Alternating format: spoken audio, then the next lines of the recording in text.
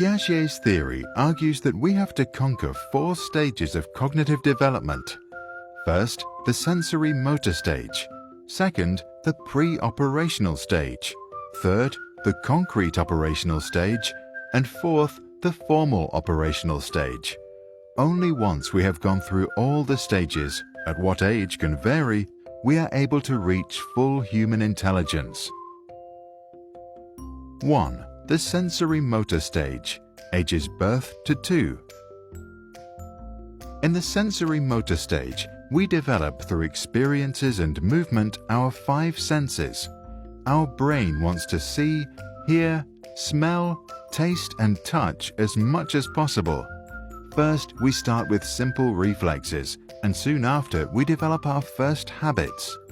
From 4 months old, we become aware of things beyond our own body, and then as we get older, we learn to do things intentionally. A key milestone is the development of working memory, or in Piaget terms, our realization of object permanence. Before that, our mum can show and then hide a teddy, and we would think it's gone. After, we understand that objects continue to exist, even when we can't see them. We start becoming curious about everything. We want to smell flowers, taste food, listen to sounds, and talk to strangers. To explore more, we move. We learn to sit, crawl, stand, walk, and even to run. This increased physical mobility consequently leads to increased cognitive development. But we remain egocentric, meaning we can perceive the world only from our own point of view. 2. The pre-operational stage, ages 2 to 7.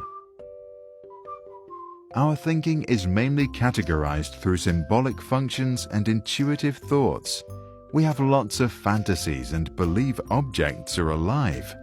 As we are not able to apply specific cognitive operations, Piaget calls this stage pre-operational. We learn to speak and understand that words, images, and gestures are symbols for something else. When we draw our family, we are not concerned about drawing each person to scale, but rather with their symbolic meanings. We love to play pretend, which allows us to experience something new and learn a lot. At around age 4, most of us become very curious and ask many questions. We want to know everything. We can call it the birth of primitive reasoning. Piaget calls it the intuitive age, because while we realize that we have a vast amount of knowledge, we have no idea how we acquired it. Our thinking in this stage is still pretty egocentric. We think others see the world like we do, and still don't understand that they see it differently. 3. The concrete operational stage, ages 7 to 11. We finally discover logic and we develop concrete cognitive operations, such as sorting objects in a certain order. One example of this is inductive reasoning, which means that if we see someone eating a cookie, we can draw a conclusion and then make a generalization. And we now get the concept of conservation. We understand that if we pour orange juice from a normal glass to a taller one, the amount stays the same. Our younger sister will pick the taller glass, thinking she gets more. By the same logic, we only now can understand that if 3 plus 5 equals 8, then 8 minus 3 must equal 5. Our brain learns to rearrange our thoughts, to classify and build concrete operational mental structures. For example, we now know that we can reverse an action by doing the opposite. Excited by our new mental abilities, we apply them in conversations, activities, when we learn to write, and in school. As a result, we get to know ourselves better. We begin to understand that our thoughts and feelings are unique and not necessarily those of others. That means that we learn to put ourselves in someone else's shoes. 4. The formal operational stage, age 12 plus. Once we become teenagers, we become formally operational. We now have the ability to think more rationally about abstract concepts and hypothetical events. Our advanced cognitive abilities allow us to understand abstract concepts such as success and failure, love and hate. We form a deeper understanding of our own identity and our morality. We now also think that we understand why people behave the way they behave, and as a result, can become more compassionate. Our brain can now do deductive reasoning, which means we can compare two statements and reach a logical generalization. Our new mental skills allow us to plan our life systematically and prioritize, and we can make assumptions about events that have no necessary relation to reality. We can now also philosophize and just think about thinking itself. Our new sense for our identity now also creates egocentric thoughts, and some start to see an imaginary audience watching them all the time. Piaget believed in lifelong learning, but insisted that the formal operational stage is the final stage of our cognitive development.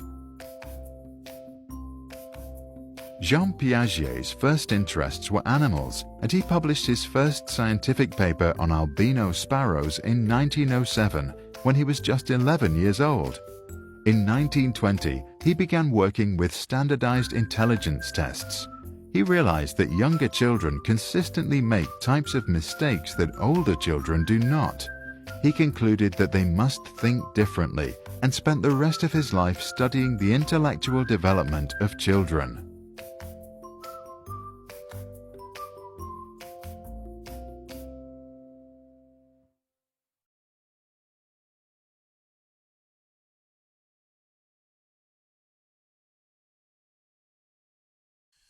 Hi everyone, it's Yanis here, and in this video we will explore what is cognition.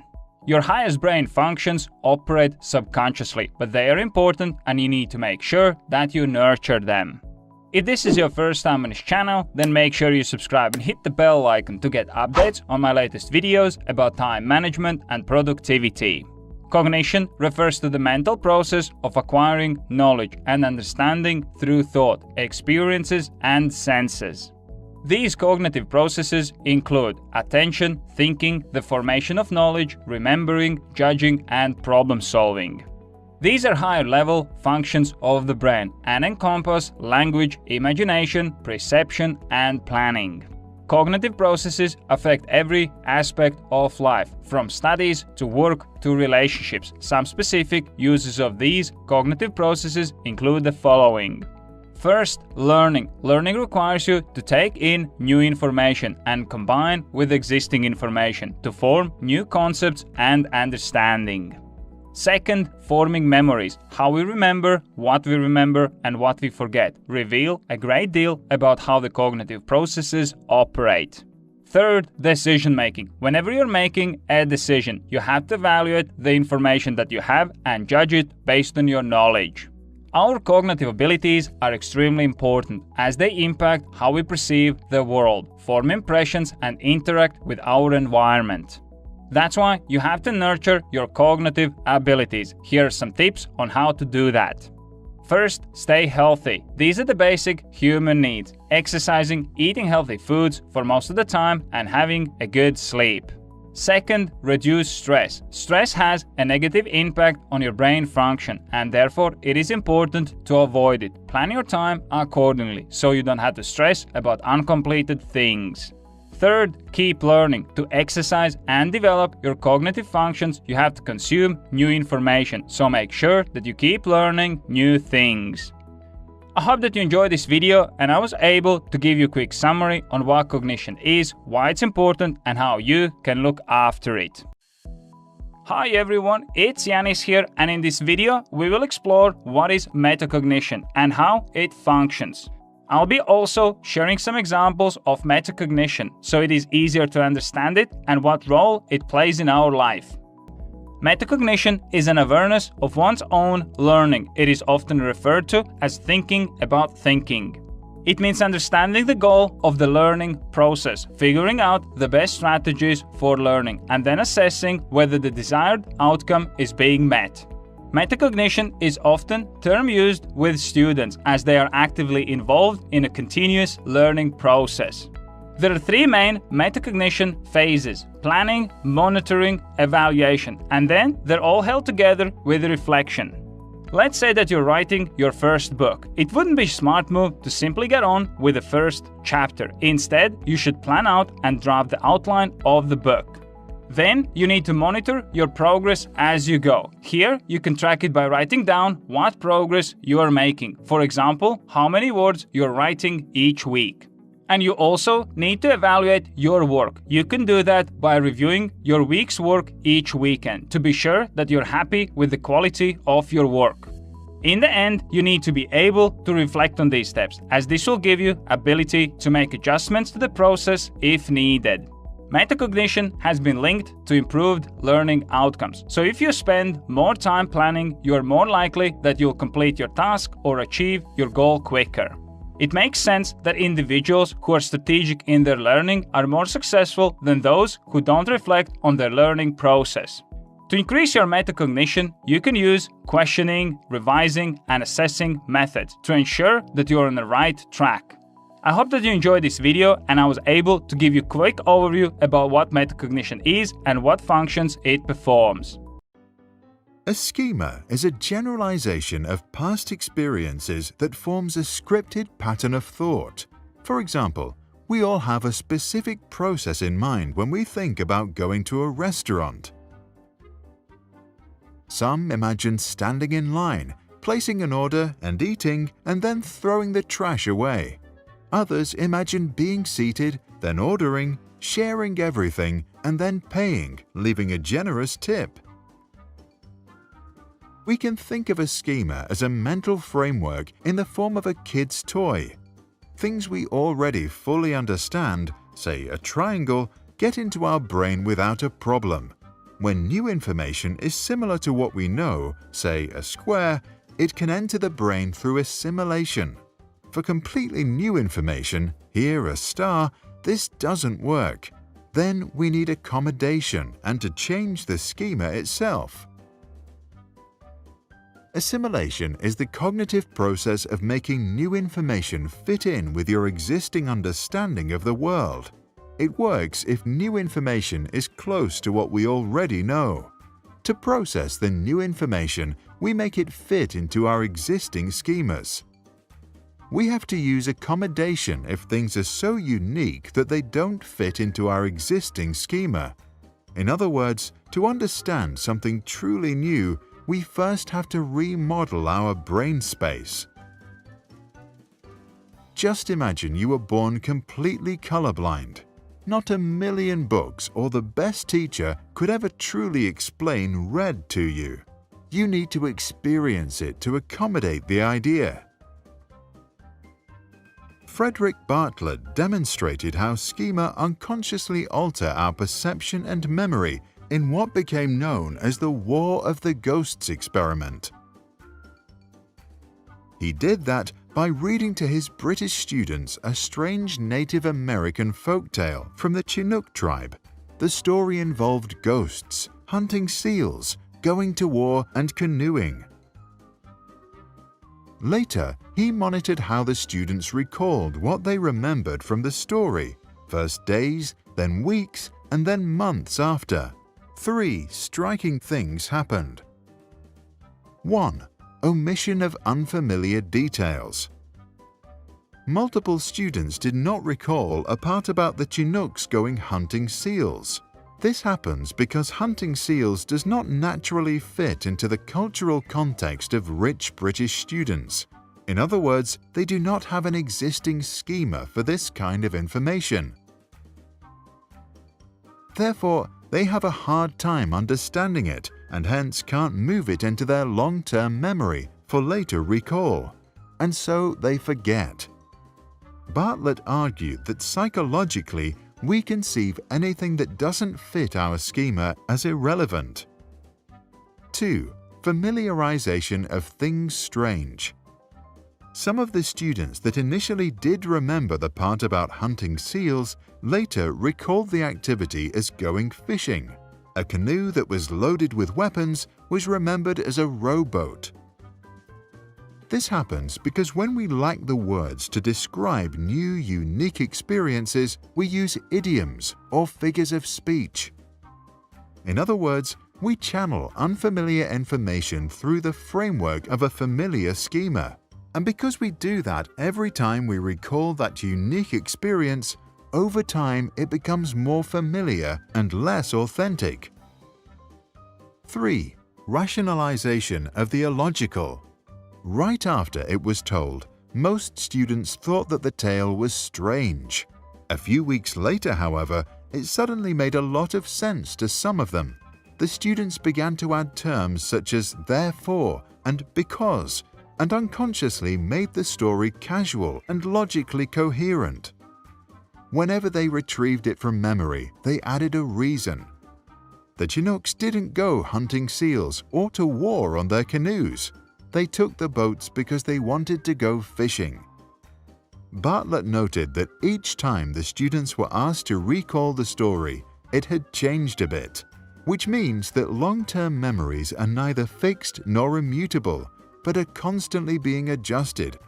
This supports the existentialist view that people construct the past in a constant process of adjustment. In other words, much of what we remember is rationalized into a self-narrative that allows us to think of our life as a coherent string of events. Jean Piaget, who coined the term, argued that we construct our experiences into schemata so we can make sense of the world. The pre-operational stage, 2 to 6 years. Now we enter the preschool years and Piaget's second period of cognitive development, the pre-operational stage. In the pre-operational stage, children begin to represent the world with words, images, and drawings. They can do a lot more things mentally now, which we'll discuss in the 2 substages, but they cannot yet perform operations.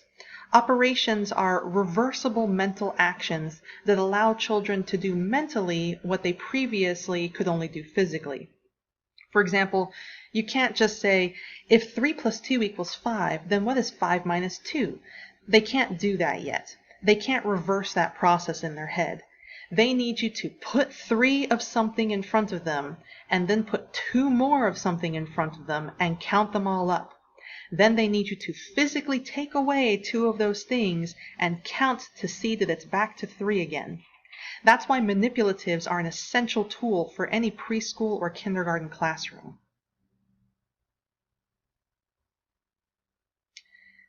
Between the ages of 2 and 4, children enter the symbolic function substage. They gain the ability to mentally represent an object that is not present. They'll scribble designs representing people, houses, cars, etc., and begin to use language and pretend play. They'll pretend to be a mom taking care of a baby, or pretend to be a dog barking at their playmates. There are a couple of interesting little quirks of this substage. One is egocentrism. Egocentrism is an inability to tell the difference between what they can perceive and what others can perceive. That's why preschoolers are terrible at hide and seek. They think that if they can't see you, then you can't see them. So they'll hide by covering their eyes or putting a blanket over their head. It's adorable. Another quirk of this stage is animism, which is a belief that inanimate objects have lifelike qualities that are capable of action. They'll put a blanket on their stuffed animal so that they don't get cold at night, and they will absolutely 100% believe that the elf on the shelf is capable of moving around on its own. In the intuitive thought substage, the child uses primitive reasoning and wants to know the answers to all sorts of questions. Why questions signal the emergence of interest in figuring out why things are the way that they are. Why do you leave every day? I'm going to work. Why? So I can pay the bills. Why? So we don't get kicked out. Why? You get the idea. This substage is called intuitive because young children seem unaware of how they know what they know. They know a lot of facts, but they don't quite grasp the logic behind it, so they ask a lot of questions. A major barrier to logical thinking for children in this age range is centration. Centration is focusing of attention on one characteristic to the exclusion of all others. If you pour equal amounts of water into two short, wide cups and ask a pre-operational child, do they have the same amount of water or does one of them have more? The child will look at the level of the water and correctly conclude that they have the same amount of water. But then if you take one of the glasses and transfer it into a taller, skinnier glass right in front of them and ask, okay, now, do they have the same amount of water or does one of them have more?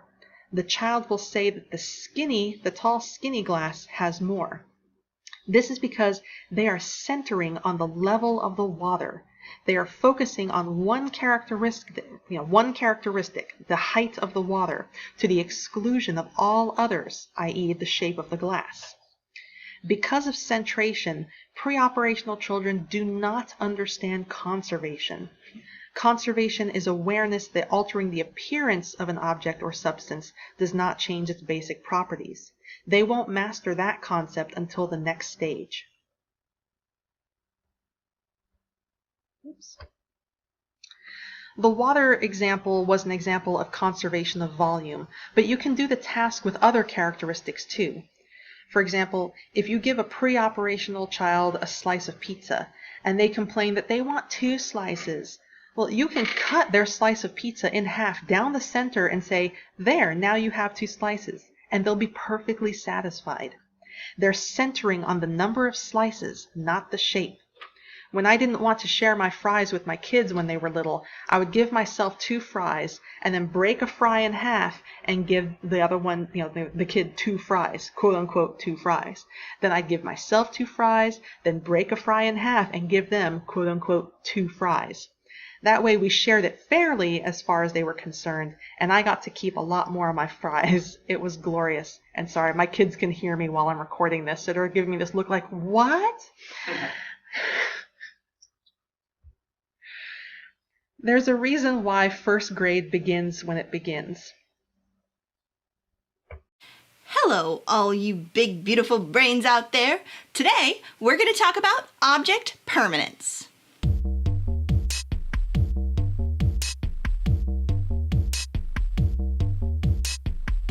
Before we get started, take a minute to subscribe to Psy vs. Psy. Help out your friendly neighborhood psychologist while I tell you all about object permanence. Object permanence is the concept of a thing still existing even if you can't see it. And you know I tease psychologists a lot about being really bad at naming things, but this is one they got spot on. The object in object permanence has to be a physical object, so something that's there. Permanence because the object itself is stable, solid, whether or not you can see it. There is a certain section of the human population that has trouble with object permanence. Arguably our cutest section, babies. Object permanence appears to be either something that we learn or a skill that we develop, possibly as young as 3 months, but typically by the age of 2. Being able to understand that objects still exist, even though we can no longer see them, is a critical developmental skill. And it also helps us understand infant behavior better. For instance, it's a lot easier to understand why a baby might cry when left with a stranger. To them, their parent or caregiver is gone. Once they're out of sight, they simply cease to exist. If your family members or loved ones just blinked out of existence one day, you'd be pretty freaked out too. It's actually fairly easy to tell when a child starts to develop object permanence. They will begin looking around for things that they want to find. They will lift or move other objects that might be covering the object that they want. For instance, moving a blanket that's covering a favorite toy, or even trying to move your hands away from your face if they want you. That's right, object permanence is why peekaboo works. Now, it's important to separate here that object permanence and losing or forgetting things are not the same. There is a fairly well-repeated myth out there about people with ADHD saying that they lack object permanence. For our long-term viewers out there, you know that we here on Sci vs. Sci respect the neurodiverse community, and so if we could take just a second to try to dispel a source of misinformation out there, there is no scientific support to the claim that people with ADHD lack object permanence. People with ADHD may sometimes forget where exactly a certain object might be, but they don't just forget that it exists. For instance, maybe they have trouble remembering exactly where they parked their car, but that doesn't mean they think that their car disappeared. Two entirely different things. As far as scientists currently know, the best population with which to study object permanence is that young child or infant population, so that we can get a better understanding of just why object permanence is so critical.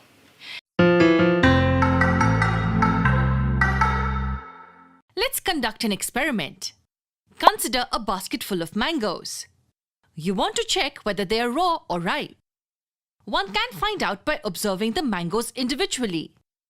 So we start the process. We pick up a mango from the basket and observe it. Let's say we find the mango to be raw. Then we pick up another mango from the basket, observe it, and find that that's raw as well. Based on this, many of us would conclude that all the mangoes in the basket are raw. What exactly are we doing here? We examined a couple of mangoes in the basket and accordingly arrived at a general conclusion. What is the conclusion? We generalized the idea by saying that all the mangoes in this basket are raw. So by observing a specific outcome of the experiment, we concluded the observation in a generalized form. This approach of reasoning from specific to general is called as inductive reasoning. Inductive reasoning is logically true, but may or may not be realistically true. What does that mean?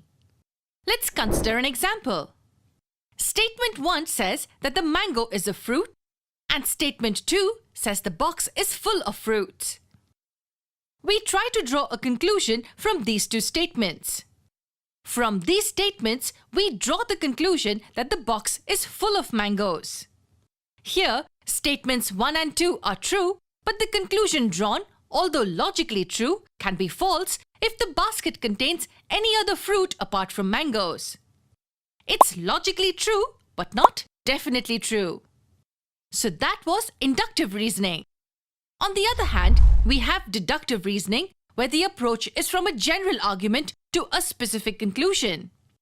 And unlike inductive reasoning, deductive reasoning is always true. For example, Statement 1 says that all mangoes are fruits, and Statement 2 says that all fruits have seeds.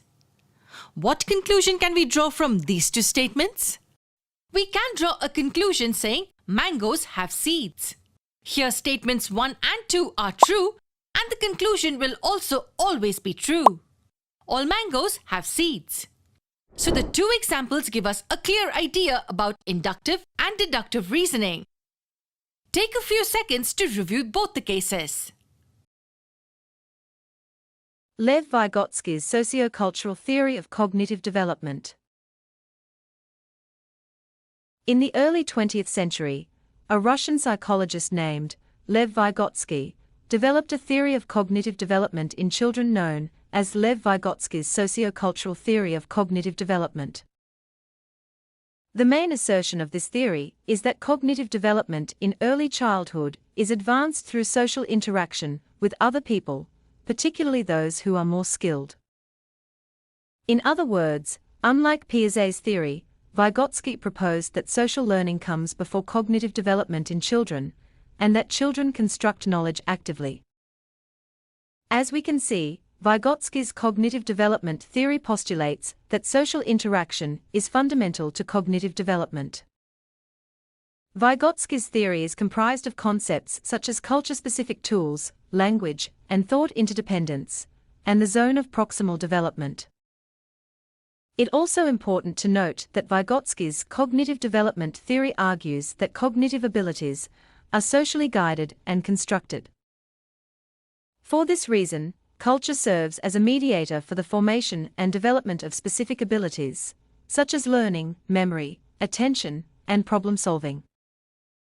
Here, culture-specific tools play an integral role in the way children organize and think about the world.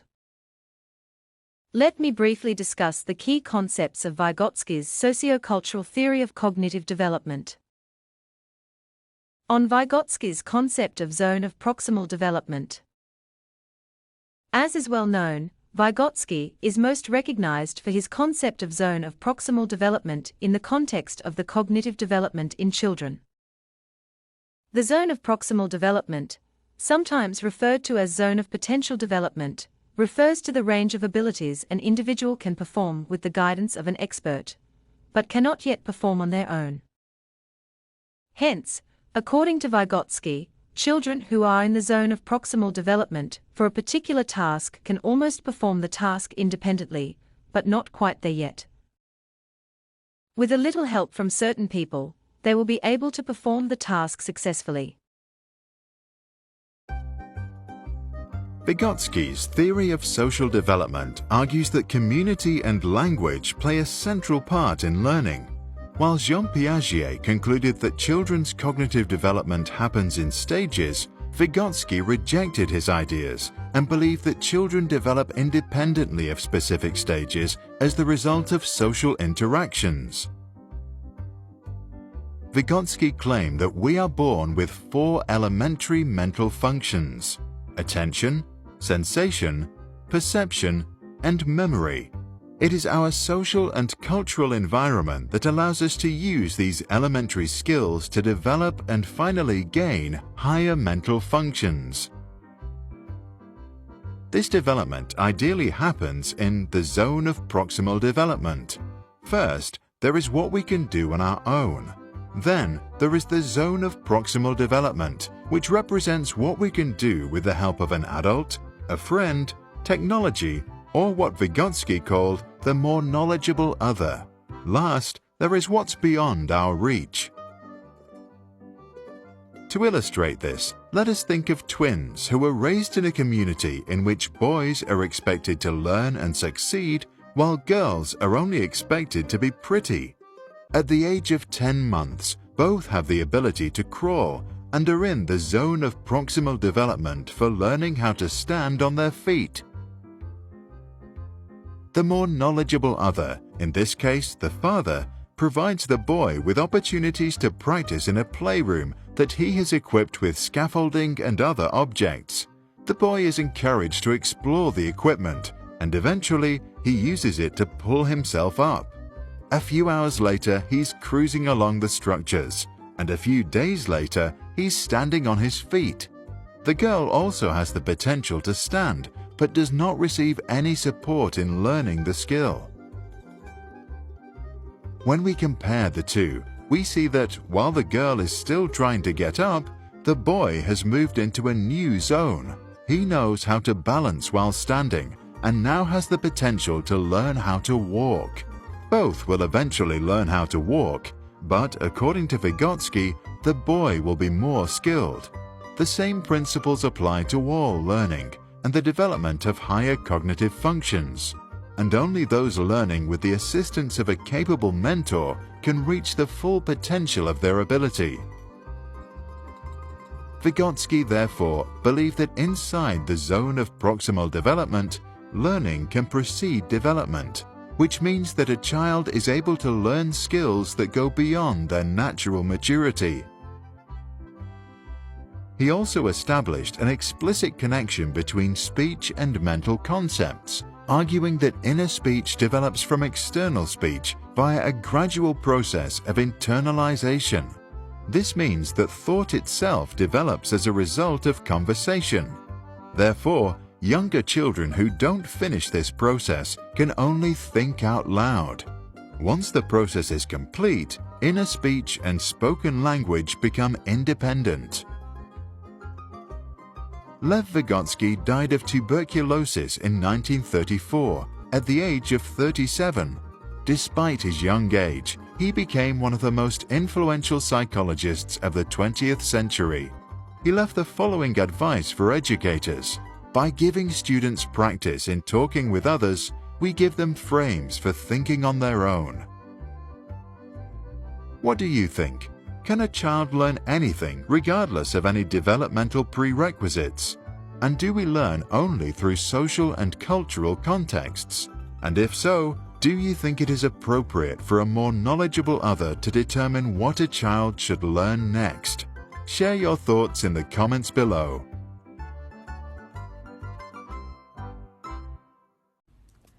What is spatial thinking? Imagine, close your eyes if you can. In front of you is a table, and on that table, just to your left, is a cup. Your favorite cup. What shape is it? Are there any colors or words on the cup? Where? In what pattern? What would it look like if you were floating above the cup looking down? What angle would the cup rotate as you take a sip? What you just did right there in your mind is one example of what researchers call spatial thinking. Spatial thinking is the ability to picture something in your mind, use your imagination to look it over, think about its shape or size, imagine where it's located, how it moves, or what it would look like if you changed something about it. The images in your mind might be something you've seen in real life, or exist only in your imagination. They could be detailed or fuzzy. They might be more like a random shape that you substitute for the object, or maybe less like a visual picture and more like an impression or feeling of how something is positioned. What you see in your mind might be big or small, still or moving. You might think spatially when you are very still, or when you are moving around.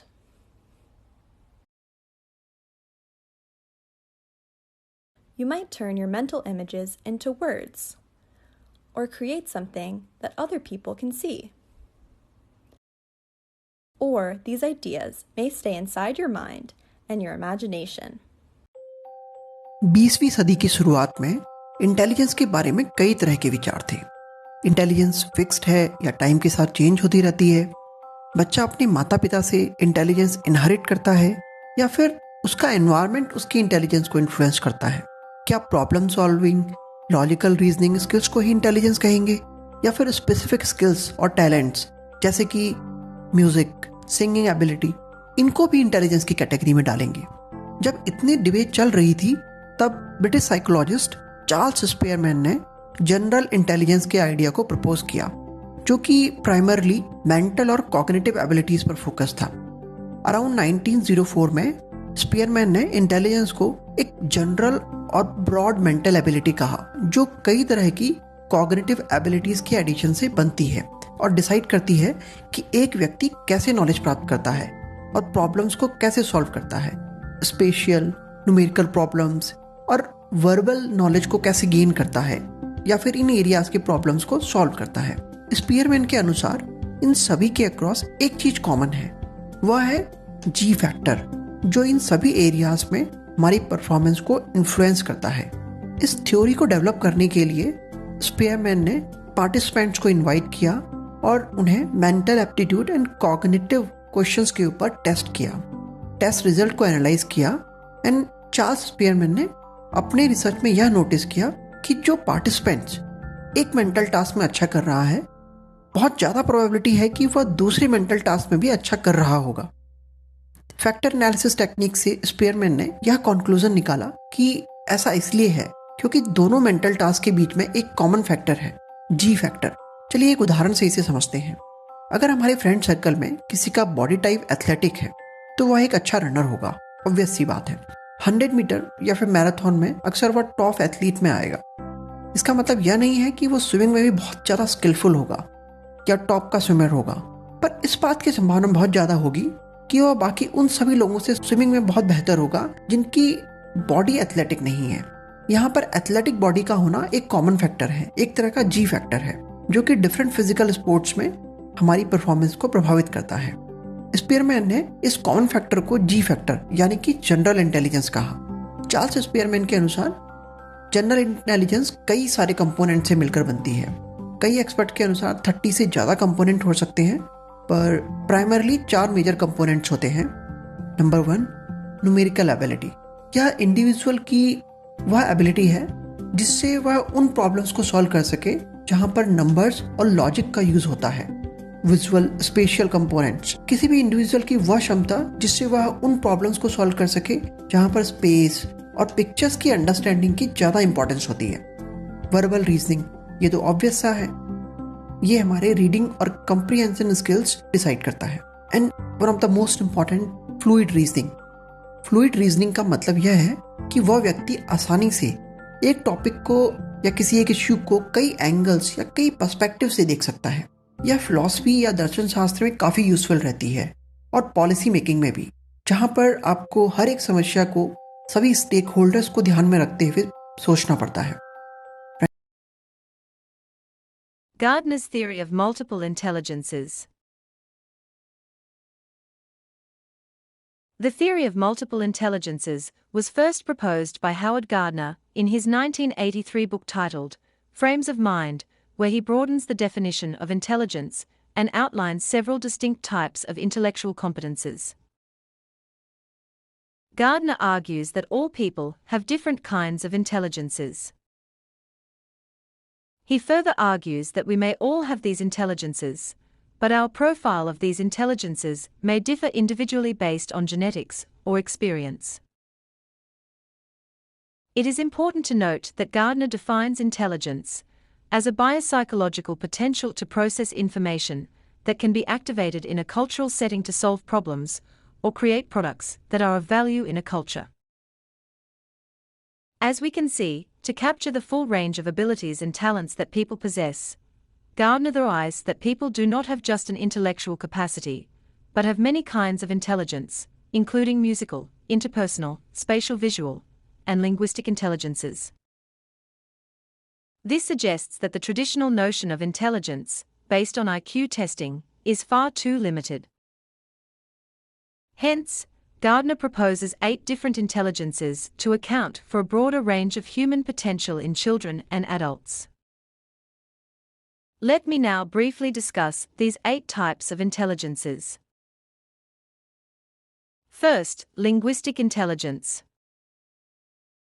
Linguistic intelligence is a part of Howard Gardner's multiple intelligence theory that deals with sensitivity to the spoken and written language, ability to learn languages, and capacity to use language to accomplish certain goals.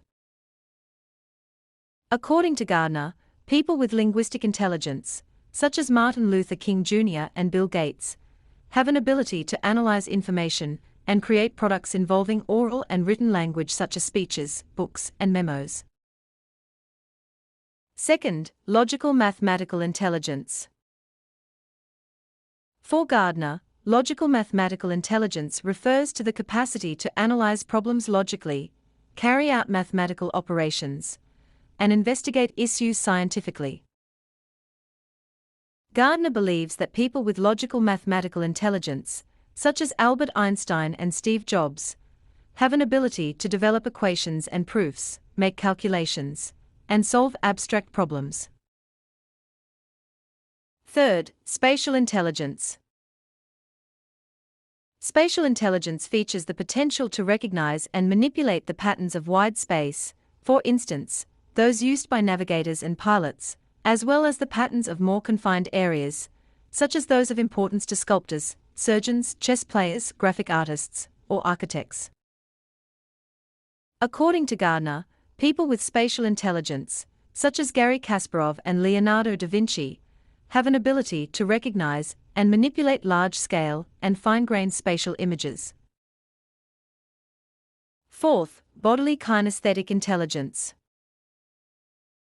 For Gardner, bodily kinesthetic intelligence is the potential of using one's whole body or parts of the body, like the hand or the mouth, to solve problems or to fashion products.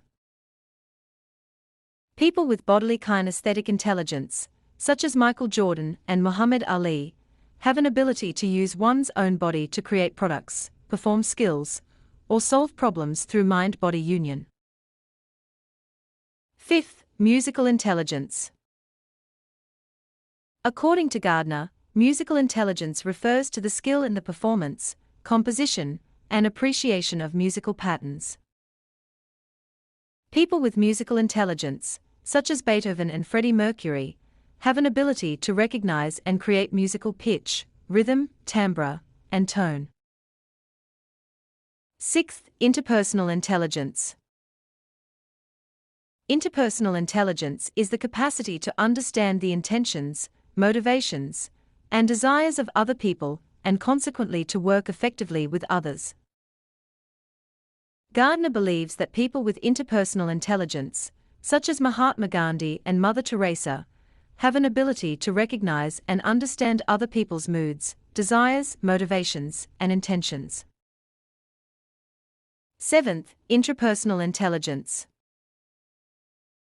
According to Gardner, intrapersonal intelligence is the capacity to understand oneself, to have an effective working model of oneself, including one's desires, fears, and capacities, and to use such information effectively in regulating one's own life.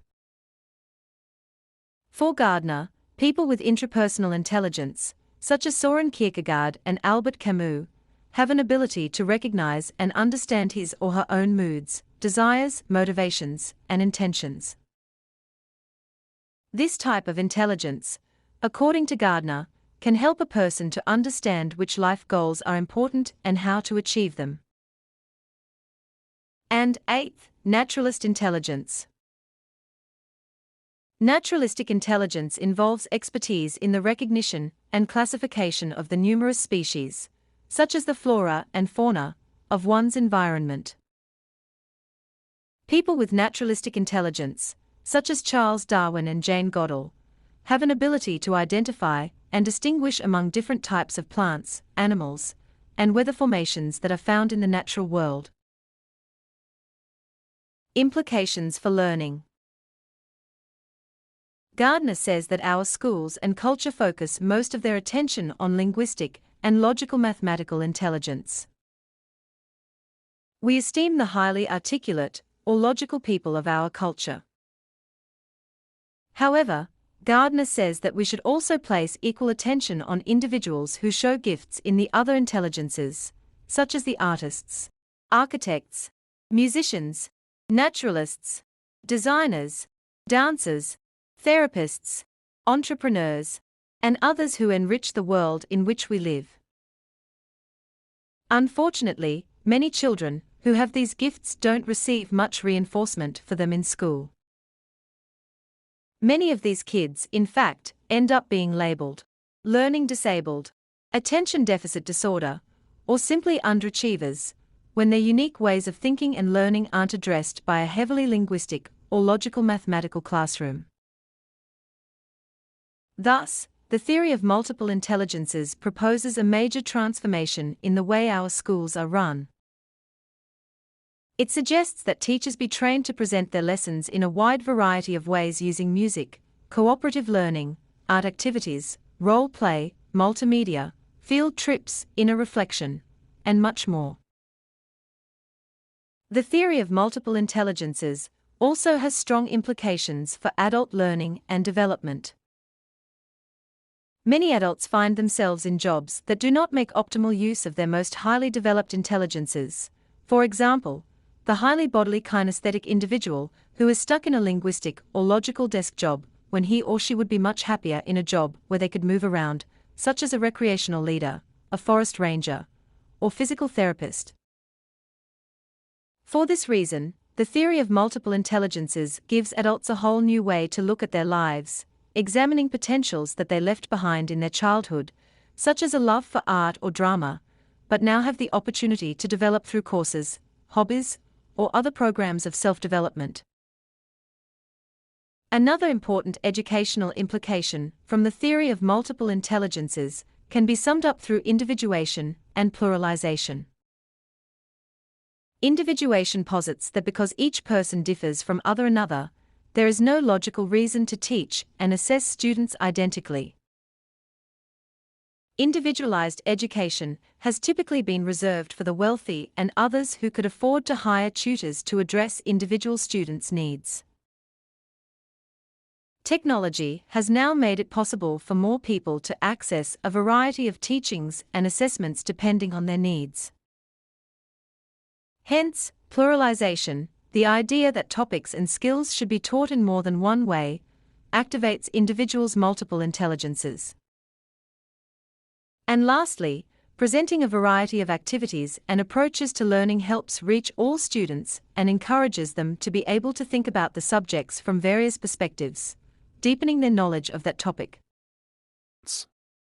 Sternberg defines successful intelligence as one's ability to set and accomplish personally meaningful goals in one's life. Given one's cultural context, according to Sternberg, intelligence cannot merely be defined by IQ tests such as the Stanford-Binet scale, rather, it should be defined in terms of how you perform in your everyday world. Sternberg refers to what he calls successful intelligence. People who are successfully intelligent are able to define and achieve their own idea of success within their culture. They are skilled at adapting to and modifying their environment to fit their needs. Because your intelligence is highly dependent upon the culture that you live in, an individual that is considered intelligent in one culture might not be considered so in another. There are three components of successful intelligence: analytical, creative, and practical intelligence. It is not enough to possess these components, one must also know when and how to use these components in order to be effective and responsible. That's where wisdom or emotional intelligence kicks in. Analytical intelligence. Have you ever been told that you're book smart? That's a compliment about your analytical intelligence, also known as componential intelligence, is your ability to solve problems, process information well, and do well in school. They usually excel in IQ tests, school and college exams in subjects like maths and quizzes, critical thinking, analyzing and evaluating information carefully, looking at problems from different angles, considering multiple perspectives to understand and solve issues. Creative intelligence. It is about using what you already know to deal with new and unusual situations. It is sometimes also called experiential intelligence because it involves drawing from past experiences.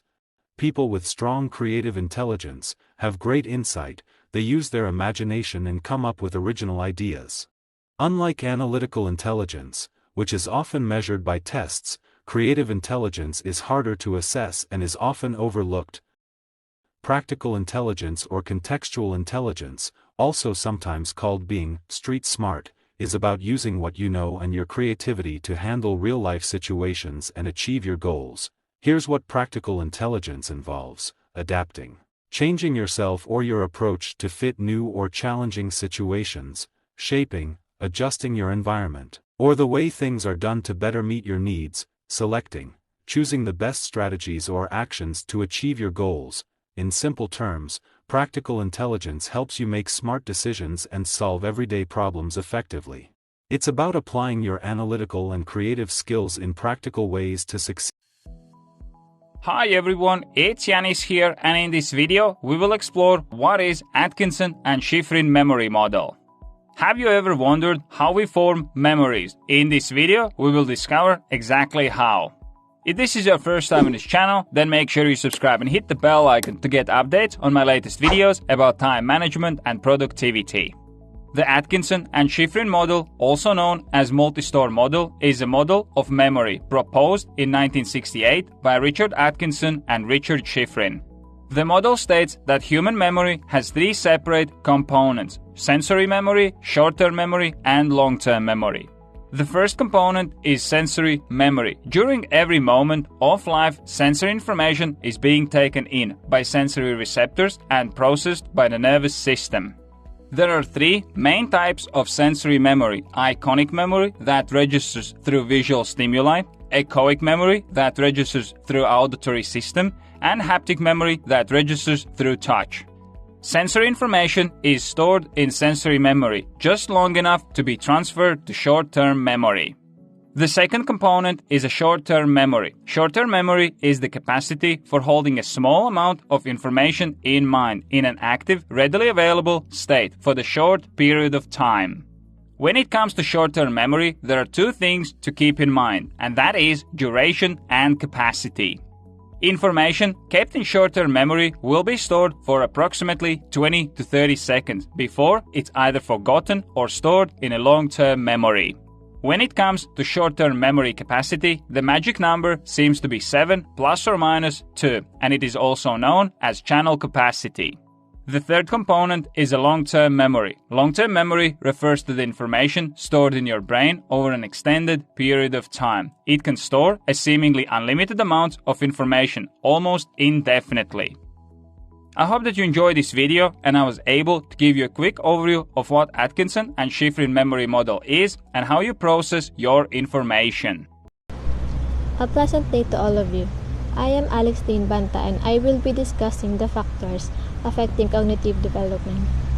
Before we start, let's first define what cognitive and development is. Cognitive is relating to conscious intellectual activity such as thinking, reasoning, or remembering. So in intellectual activities, individual engages in different creative activities which stimulate the functions of the brain. The next is development. Development is a process that creates growth, brings in progress, and positive change. To summarize, cognitive development means how children think, explore, and figure things out. It is the development of knowledge, skills, problem solving, and dispositions which help children to think about and understand the world around them. So let us now discuss the factors affecting cognitive development. The first one is environment. Environment plays a key role in influencing the cognitive development of an individual. To ensure proper cognitive development in children, a motivating and encouraging environment is necessary. Enriching environments will support healthy brain development. On the opposite side, exposure to stress and adverse childhood experiences can result in changes to the brain that can impact behavior and the capacity for learning. So sabi daw dito, nag-deserve ang environment ng positive and negative factors sa cognitive development ng isang learner, which is, sa positive side, magiging positive factor lang ang environment if there is a motivating, encouraging, and enriching environment na magsusupport sa isang learner to attain a healthy brain development and also a quick learning. Pwede rin siya maging negative factor if a child is exposed sa stress and adverse childhood experiences. When we say adverse childhood experiences, ito yung mga traumatic events na na-encounter ng isang individual from his or her childhood. So, for instance, pwedeng poor cognitive development ang ma-attain ng isang individual if naka-encounter siya ng violences since childhood. The second one is home environment.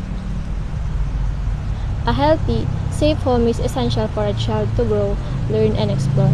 If a child is exposed to early learning experiences, their intellectual functioning weakens and therefore they are able to have a relatively faster cognitive development. On the contrast, a problematic home environment can have adverse effects on a child's intellectual, social, and emotional development. So dito, almost pareho lang siya sa nauna nating factor. Sabi daw dito, there is a relatively faster cognitive development if a child came from a healthy and safe home, like for instance, if a child is exposed to early learning experiences, which is both yung parents and teacher is ginaguide yung bata, then there is a good educational attainment. So, on the opposite side naman, if a child came from a problematic home environment, like for instance, lumaki yung bata with parental divorce or separation, pwedeng hindi ma-prioritize ng maayos ng single parent yung bata due to struggles na rin na in-encounter nila. And due to that, the child may possibly attain a poor educational attainment. The next is socioeconomic status. Socioeconomic status refers to the social status and economic health of an individual. Parents with stable and sufficient incomes are able to provide their children with plenty of books, enriching activities, and high-quality childcare. Therefore, a child belonging to a good socioeconomic background is likely to gain better educational attainment. On the opposite side naman, low-income parents find it more difficult to provide their children with experiences that support optimal brain development than someone who comes from a poor socioeconomic background. Therefore, a child belonging to a bad socioeconomic background is likely to gain poor educational attainment. The next is heredity. Heredity refers to the transmission of physical, emotional, cognitive, and other characteristics from parents to children. It is also responsible for determining when a child's cognitive senses are ready and mature to develop cognitive skills. So, nakadepende daw sa intelligence ng isang bata if kaya na ng bata na maka-acquire ng knowledge and skills. The next one is experiences. Piaget believes that the experiences children witness in the physical and real world has a major influence on their cognitive development. In addition, Piaget believed in the constructivist approach of children or how the children interacts with the environment. So, involved din yung environment factors sa experiences ng isang bata. Those experiences from the environment or interactions of the child with others will reflect on his or her learning, which is merong positive and negative impact rin whether what kind of experiences the child had encountered. For instance, if the child experiences being in a complete family and having a good relationship with them, the child may attain a quick and healthy brain development. On the negative side naman, children who encountered adverse experiences may attain impaired brain development, leading to problems in learning, behavior, physical health, and even in mental health. The next one is learning opportunities. The learning environment and opportunities a child is surrounded with can have a major influence on their cognitive development. So in here, a child who is given learning opportunities from an early age can reach milestones sooner. The next one and the last one is nutrition. Nutrition plays an important role in affecting cognitive development. A nutritious and balanced diet is required to ensure the proper development of a child's cognitive skills. On the opposite side, children who do not receive sufficient nutrition are at high risk of exhibiting impaired cognitive skills. So, involved din yung socio-economic status factors sa nutrition ng isang bata.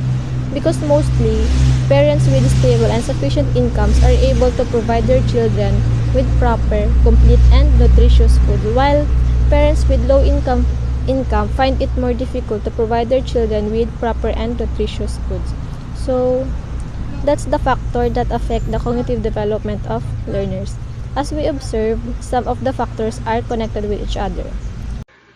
Jean Piaget's theory of constructivism. We will discuss Jean Piaget's theory of constructivism. But first, who is Jean Piaget? Jean Piaget is a philosopher from Switzerland. He is a natural scientist famous for his work on child development. He is famously known for his genetic epistemology, which is the cognitive development and epistemological view. According to Technology,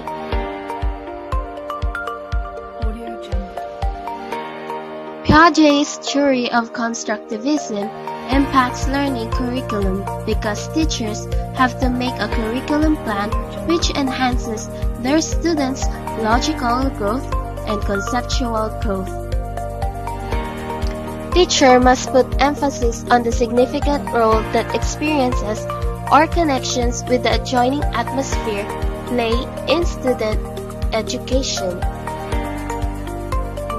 In Piaget's theory, it argues that people produce knowledge and form meaning based upon their experiences. In simple terms, knowledge is equals to experience. Assimilation or assimilating means all the experiences plus new experiences is equals to new outlook of knowledge.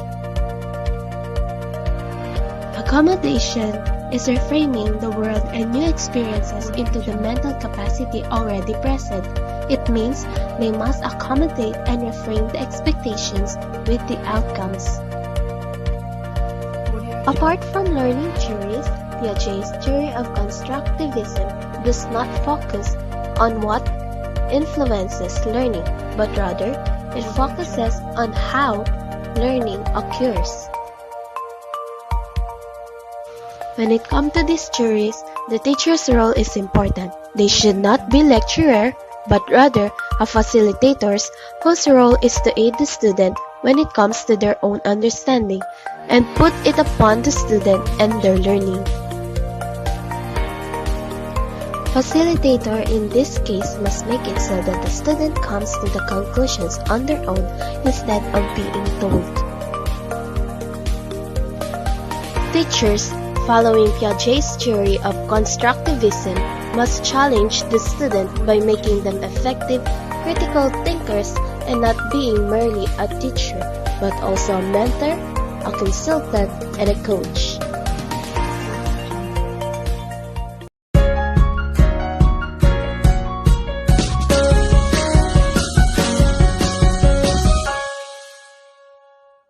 Hi friends, welcome to my channel. I'm Arpita Karwa, and in this video lecture I'm going to talk about Noam Chomsky and his theory of universal grammar. Now Noam Chomsky was an American linguist, and if you look at linguistics, it's very much connected to the psychoanalytical school of criticism. Why so? Because psychoanalytical school of criticism deals with the psyche. Psyche means the mind. And language acquisition is one of the most important thing or one of the most important function of mind. So psychoanalytical critics, they are quite eager to know how we learn language, how we acquire language, and how we use it in our day-to-day life. If you look at psychoanalytical criticism before Noam Chomsky, you'll find that most of the psychoanalytics, they were quite eager to know whether the person, when he's born with a clean slate. That means he has no knowledge of rules of grammar, or is he born with some basic knowledge of language and grammar. Noam Chomsky was the first person to say that human brain is pre-wired with some basic rules of language. He says that when a child is born, he is born in this world with a basic set of language skills. That means he is not a clean slate, his mind is not empty. He already has a language acquisition device, LAD, there in his brain, due to which he is able to learn language so quickly. So before Noam Chomsky, a lot of psychoanalytical thinkers, they believed that how a child learns by observing and then imitating parents and other people around him. But Noam Chomsky was the first person who said that no, the child already has some basic rules of grammar there in his mind. And what he does is that he picks up the vocabulary and learns the language easily. There are three important things that you must know when it comes to Noam Chomsky's theory of universal grammar. The first point is that Noam Chomsky says that every child who takes birth on this earth, he already knows basic grammatical rules. When he interacts with his parents, with elders, he's actually learning vocabulary. But grammar, he already knows. Okay, so this is the first thing. Second thing, Noam Chomsky says that if you look at languages across different cultures, you'll find that all languages, they have the same basic structure. For example, if you look at French, German, English, Hindi, Marathi, all these languages are going to have certain nouns, certain verbs, certain adjectives. So the categories would remain same. The structure, the subject-verb agreement in every language is going to stay the same. There can be different words. For example, in Hindi we say karta. In English we say noun or we say subject. Then if you look at Hindi, then you will say kriya, that is verb in English. So the word can differ, but the concept remains the same. So basic grammatical structures are same across all languages. And the third key component of universal grammar theory is that children will not commit basic errors. The errors that you expect them to commit, they never commit those errors, which proves that they have certain rules prefixed in their mind. For example, I've seen my brother growing up. We have an age difference of about 8 years. So I still remember when he started learning language. He used to frame basic sentences without making expected errors. For example, he would always say, "Mujhe pani chahiye."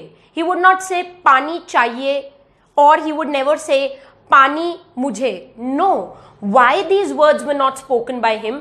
Because according to Noam Chomsky, there is some prefixed grammatical rules which a child is born with, and therefore he is not going to commit basic grammatical errors. And you can even think yourself, a child learns language so easily. Why? Because he only has to pick up vocabulary words from his surrounding. He already knows the basic grammar unconsciously, subconsciously, but he just needs to pick up words for water, pick up words for fan, table, pen. That's it, and he is ready to make sentences. Skinner's theory of behaviorism. Burgess Frederick Skinner, famously known as B.F. Skinner, was a leading American psychologist, Harvard professor and proponent of the behaviorist theory of learning, in which learning is viewed as a process of conditioning in an environment of stimulus, reward, and punishment. Skinner explains the difference between informal learning, which occurs naturally, and formal education, which depends on the teacher creating optimal patterns of stimulus and response, that is, reward and punishment. This model of behaviorist learning theory is famously known as operant conditioning. Operant conditioning, also known as instrumental conditioning, is a method of learning where the consequences of a response determine the probability of it being repeated. Through operant conditioning, behavior, which is reinforced, that is, rewarded, will likely be repeated, while behavior which is punished will occur less frequently.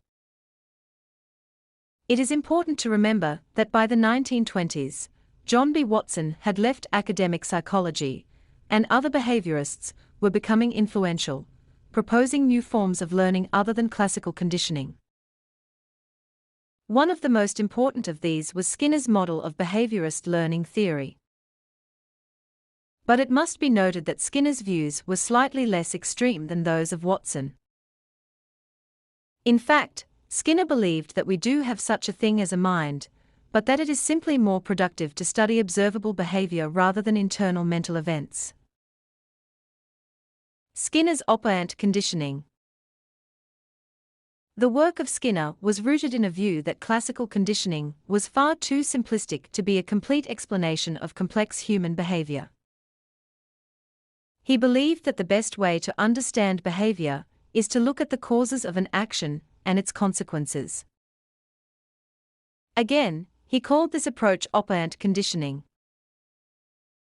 At the core of Skinner's operant conditioning is the view that behavior that is followed by pleasant consequences is likely to be repeated, while behavior followed by unpleasant consequences is less likely to be repeated. It must be noted, however, that this view was based on Edward Thorndike's law of effect. Skinner introduced a new term into the law of effect, that is, reinforcement. So that, for Skinner, a behavior which is reinforced tends to be repeated, that is, strengthened, while behavior which is not reinforced tends to die out or be extinguished, that is, weakened. Skinner studied operant conditioning by conducting experiments using animals, which he placed in a Skinner box, which was similar to Thorndike's puzzle box.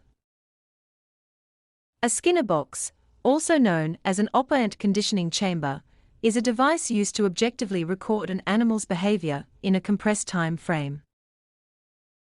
An animal can be rewarded or punished for engaging in certain behaviors, such as lever pressing for rats, or key pecking for pigeons.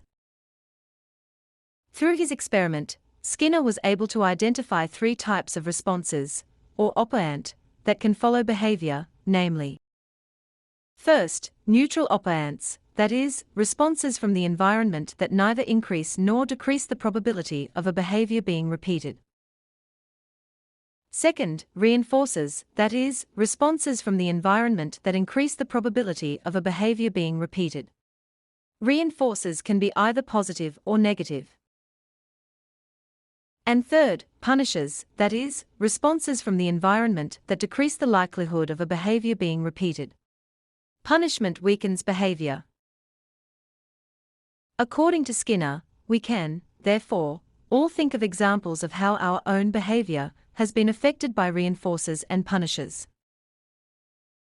As a child, you probably tried out a number of behaviors and learned from their consequences. For example, if when you were younger you tried smoking at school, and the chief consequence was that you got in with the crowd you always wanted to hang out with, you would have been positively reinforced, that is, rewarded, and would be likely to repeat the behavior.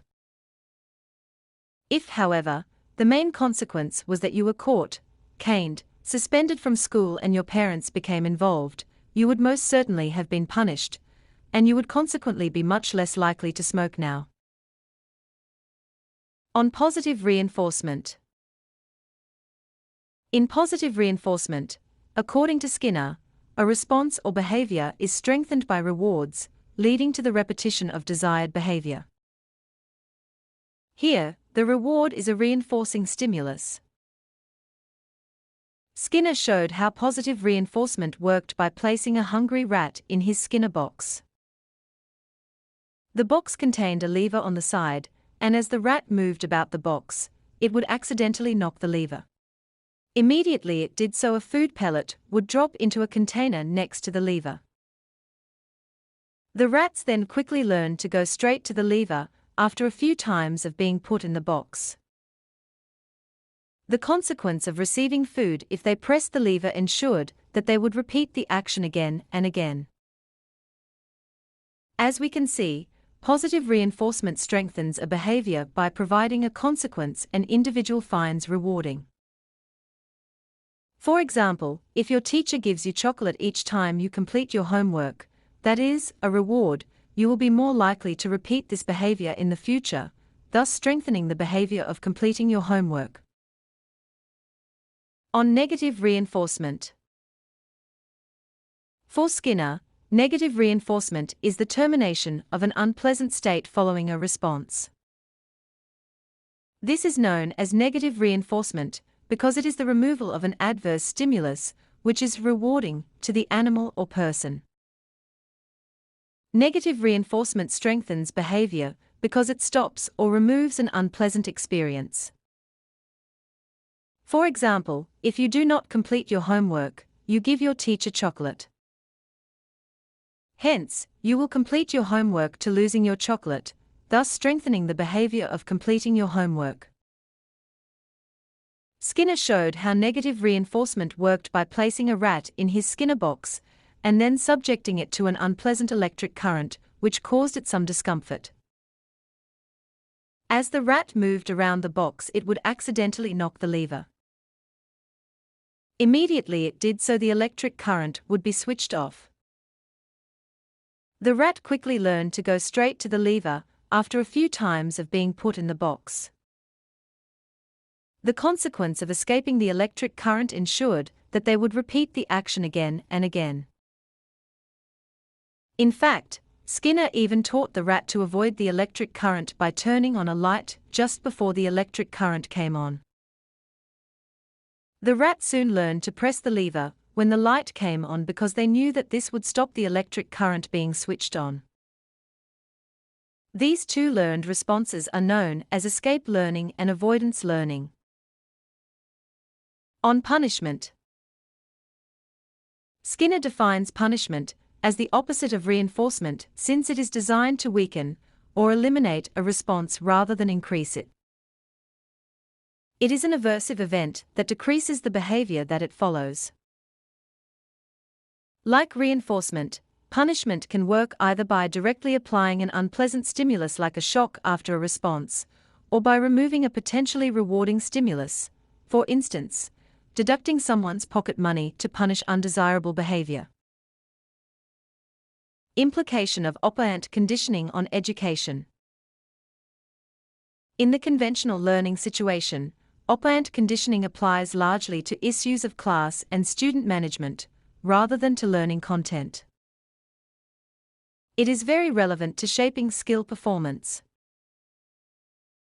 A simple way to shape behavior is to provide feedback on learner performance, for examples, compliments, approval, encouragement, and affirmation. A variable ratio produces the highest response rate for students learning a new task, whereby initial reinforcement, for example, praise, occurs at frequent intervals, and as the performance improves, reinforcement occurs less frequently, until eventually only exceptional outcomes are reinforced. For example, if a teacher wanted to encourage students to answer questions in class, she should praise them for every attempt regardless of whether their answer is correct. Gradually, the teacher will only praise the students when their answer is correct, and over time only exceptional answers will be praised.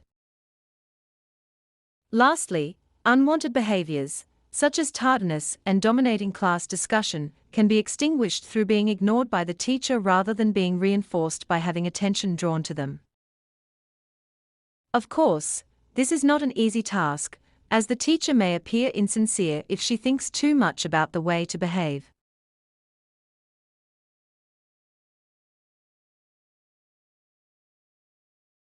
Back to when you were young.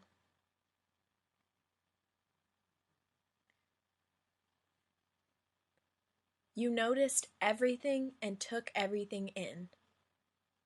How do you think you learned to crawl?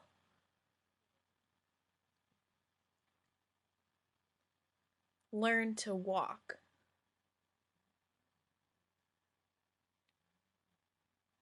Learn to eat.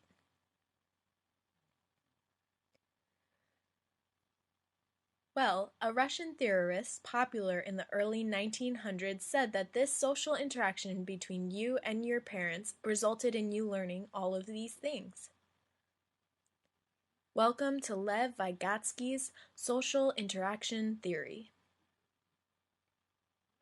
The basis of his theory is that a developing child needs social interaction to develop things like reasoning, memory, attention, and language. Take answering a phone, for example. When the phone rings, you exhibit many cognitive functions you learn because of social interaction with a parent or other adult. Perception, hearing the ringtone. Decision making, will I answer it or not? Motor skills, lifting the receiver to my ear. Language skills, talking and understanding language. Social skills, interpreting tone of voice and interacting properly with another human being. All of this you learn by simply watching your parent answer the phone. Vygotsky's theory says that there is a process with social interaction. First, seeing, you see an adult doing an activity. Then, jointly doing, you do that activity together. Then, independently doing, you have gained enough skill to do that activity by yourself. Now back to our phone example. You most likely watched your parents answer the phone many times. Then you discussed together how to answer a phone. Then you yourself could answer the phone without help. Vygotsky proposed a way by which the responsibility for psychological functioning is gradually transferred from the adult to the child. Adults structure activities so that the child's role is within the child's zone of proximal development, or ZPD. The ZPD is the difference between what a learner can do without help and what the learner can do with help.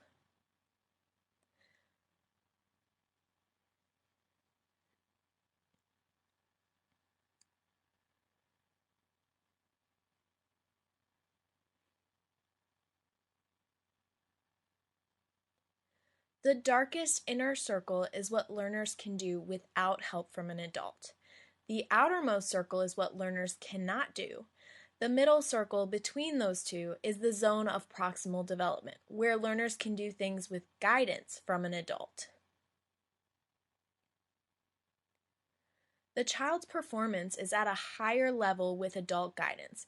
Eventually, through participating with an adult, the child becomes more capable of carrying out similar activities on their own because this joint problem solving has been internalized by the child. Let's take a closer look inside the zone of proximal development. Vygotsky originally introduced his notion of the ZPD as a means of assessing children's potential for learning as an alternative to the static measures of IQ and mental age. When inside the ZPD, an adult and child may, in many cases, not have the same definition of a situation at first. For instance, a child may view a set of blocks as objects to be thrown or used for anything he or she likes.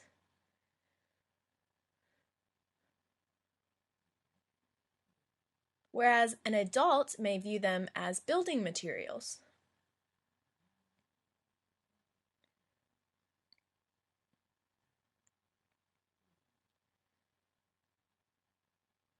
The adult and child must come to some agreement on how to define the situation before they can achieve an end goal. In the ZPD, adults use a scaffolding technique to help a child complete an activity. Note that Vygotsky never explicitly used this word. Now, first, let me remind you what scaffolding is to a building. Scaffolding is a temporary structure used to support the work crew and materials around a building during construction. When the building is complete, the scaffolding is taken down.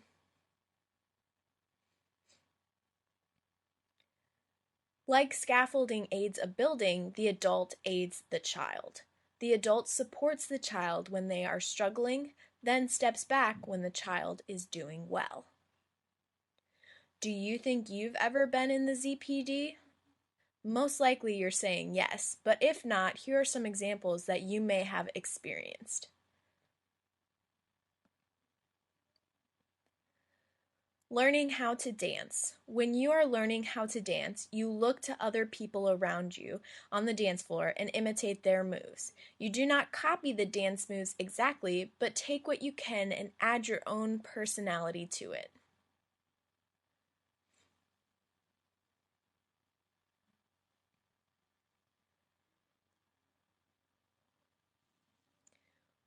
Learning to drive.